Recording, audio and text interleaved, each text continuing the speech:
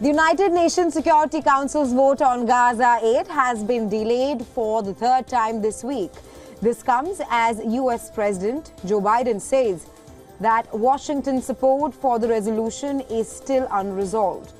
The UN vote calls for a suspension in fighting and encouraging more humanitarian aid for the war-torn Palestinians. The members of the Council have been grappling for days to find common ground on the resolution. This week's back and forth comes after an impasse earlier this month when the United States blocked the adoption of a Security Council resolution on the war. Meanwhile, Russia and the Arab League stepped up diplomatic pressure on Israel to bring fighting to a close.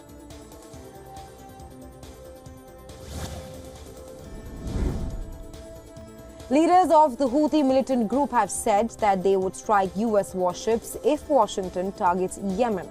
The Houthis, which control vast amount of territories in Yemen, have fired drones and missiles at international vessels in the Red Sea since last month. The militant group has said that these attacks are in response to Israel's assault on the Gaza Strip. Earlier this week, the Pentagon announced the formation of a 10-nation group. It aims to counter and respond to future attacks by the militant group that have so far led to major global shipping lines rerouting around Africa.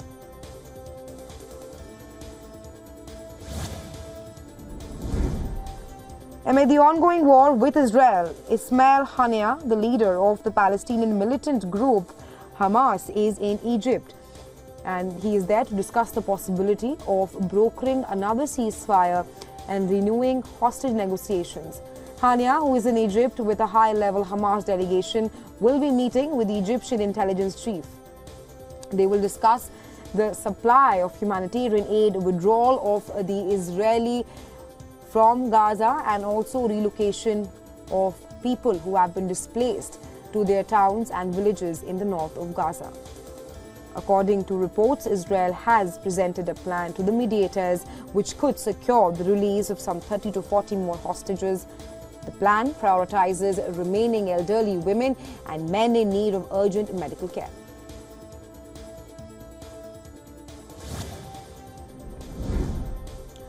Israeli military spokesperson Rear Admiral Daniel Hagari has announced that their network, announced about the ground forces have uncovered a network of infrastructure used by the militant group Hamas. The underground network has been described by Hagari as the base for the Hamas leadership movement through the Gaza Strip. Israel has accused the militant group of using these tunnels and other military infrastructures as a safe haven for top Hamas leadership. Israel also accuses Hamas of using people as human shields.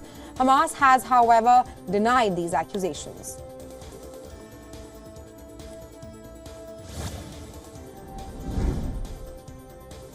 A Russian politician, calling for peace in Ukraine presents documents to register as a candidate for the country's 2024 presidential election. Regional legislator Yekaterina Dontsova, she hopes to challenge Russian President Vladimir Putin by promoting her vision of a humane Russia that is peaceful and friendly. If accepted as an independent candidate, the former journalist would next need to gather 300,000 signatures of support from at least 41 Russian regions. Putin, who has been in power since 1999, is seeking another 6-year term in office. Well, currently, there is no established figure to challenge the 71-year-old leader in Russia.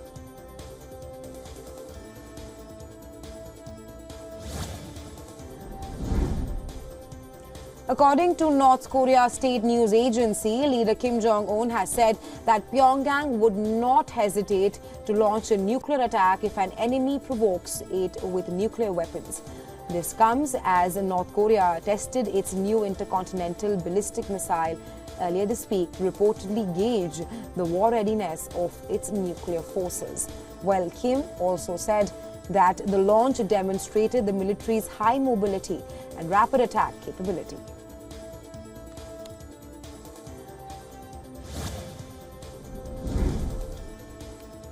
Migrants seeking entry to the United States continued to wait at an outdoor processing center at Texas' Eagle Pass.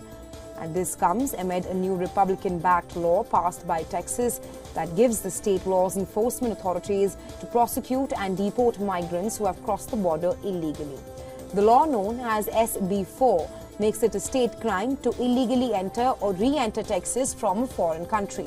Earlier this week, U.S. border officials have closed two rail bridges between Texas and Mexico after detecting a surge in the smuggling of migrants through Mexico by train. This move is the latest in a series of similar closures along the border in response to an influx of migrants.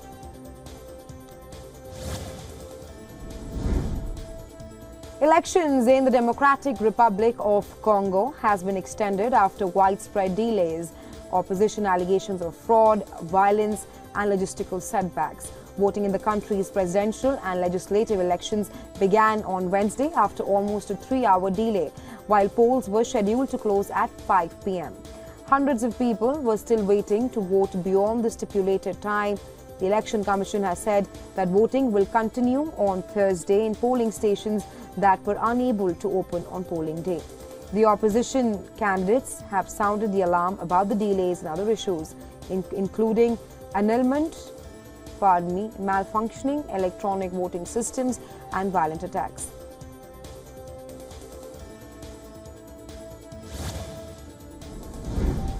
In a landmark prisoner swap deal between the U.S. and Venezuela, the United States has released an ally of Venezuelan President Nicolas Maduro in exchange for 10 American detainees and a fugitive dubbed as Fat Leonard.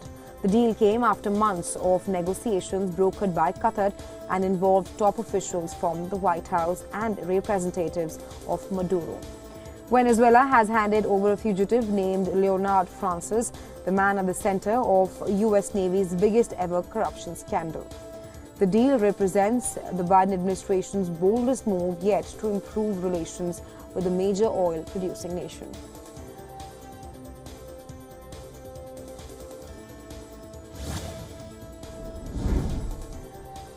Junior doctors in England have ramped up their demonstrations as they staged the biggest walkout of the ongoing strike over pay dispute. Hospitals have warned that this could threaten emergency care provisions at one of the busiest times of the year. The British Medical Association said that its members will stage a walkout on Wednesday for 3 days and again for 6 days from January 3rd to 9th.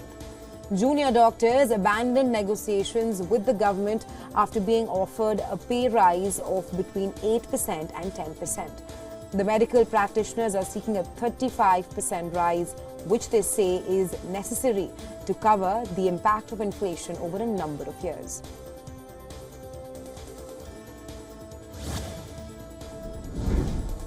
Supporters of Serbia's opposition party continue their protest for the third consecutive day in Belgrade. The opposition leader demanded the annulment of Sunday's parliamentary snap polls and called on the international community to give its support. This comes amid accusations of voter registration, fraud, bribery and result rigging. The ruling Serbian Progressive Party won 46.72% of the votes in Sunday's elections, while the centre-left opposition alliance Serbia Against Violence came second with 23.56% of the votes. While an international monitoring mission said that the country's ruling Serbian Progressive Party gained an unfair advantage in the election through media bias and the improper influence of the president.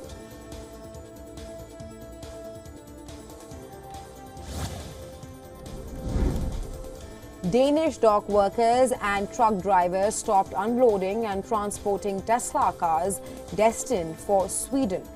This comes as Tesla is facing a backlash from unions in the Nordic region as the car maker refuses to accept demand from the mechanics for collective bargaining rights covering wages and other conditions. The labor union launched the sympathy action addressing speculation that Tesla had started shipping cars to Sweden through Danish ports.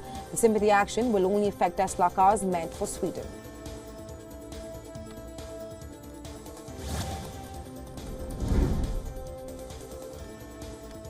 Police in Ecuador rescued a prominent British businessman 4 days after he was kidnapped. Well, he was also Britain's former consul in the industrial city of Guayaquil, and he was abducted on Saturday. He was taken from his home in the town of Baba in Los Rios province. The police carried out more than 30 raids on suspected homes, uncovering grenades, firearms, ammunition and drugs. They also located a vehicle that was used for the kidnapping. Police say that the kidnapping was economically motivated without giving further details.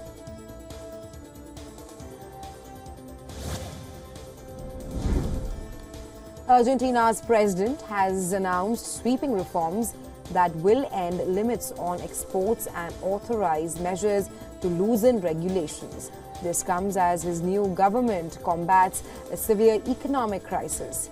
His plan comes 1 week after the country's economy minister announced deep budget cuts and a 54% devaluation of the Argentine peso. Some measures are likely to be challenged in the courts. The opposition already started to organize demonstrations against his policies. Well, Milei has pledged economic shock therapy that includes deep spending cuts in a bid to tame surging inflation in Argentina.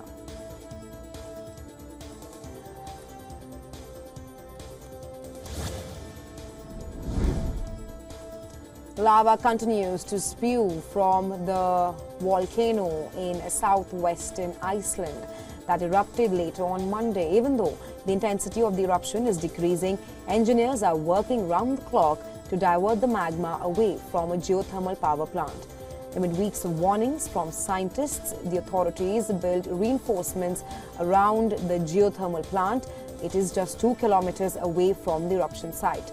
The facility supplies electricity and water to over 30,000 people in the region. The eruption occurred after weeks of intense seismic activity southwest of the region. The authorities say that the lava flows have slowed to about 1/4 of what they were at the beginning of the eruption. However, they also added that it's too soon to tell what the slowdown really means.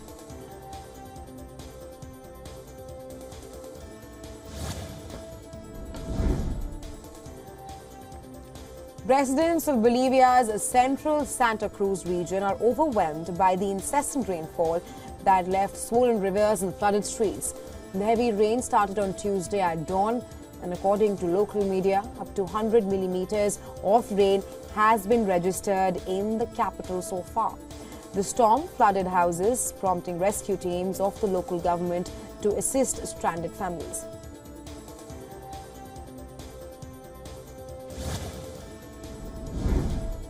Strong winds and heavy rain swept up the east coast this week as it knocked out power, closed roads, and flooded almost every part of the state that touches the Atlantic Ocean. The storm left hundreds of thousands without power and washed out roadways. Many rivers rose far above flooding levels, prompting evacuations in some areas. Well, the region's governor issued a state of civil emergency for most of the state to assist and support response and recovery efforts, as well as seek federal disaster relief.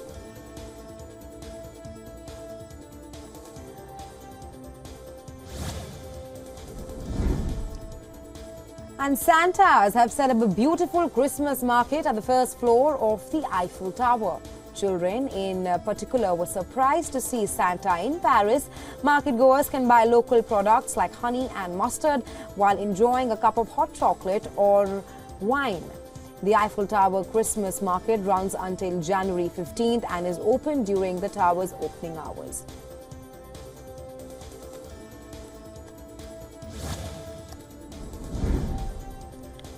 Toyota Motor said it will recall 1.12 million vehicles worldwide because a short circuit in a sensor could cause airbags not to deploy as designed.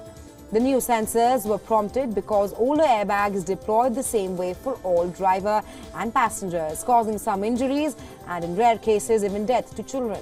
Small adults and unbelted passengers who were too close to the airbags as it deployed. The recall affects various Toyota and Lexus models from 2020 to 2022, including some hybrid versions that Toyota was banking on for global market share growth.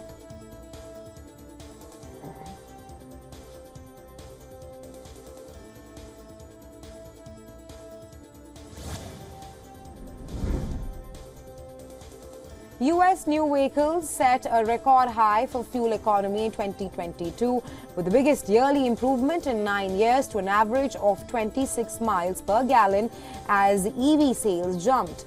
The Environmental Protection Agency said that the electric vehicles and plug-in hybrid electric vehicles improved the average fuel economy. The report further showed Americans kept moving away from cars and are buying more SUVs. Sedans and wagons fell to just 27% of vehicles sold in 2022, while SUVs rose to 54%.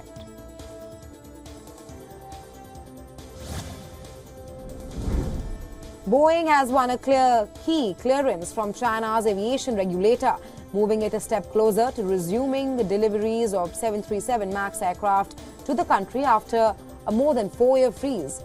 Chinese imports of the MAX, Boeing's most profitable product, have often been suspended since it was grounded worldwide in 2019. Safety bans have been lifted, with MAX aircraft delivered before the grounding already flying inside China, but new deliveries have remained on hold.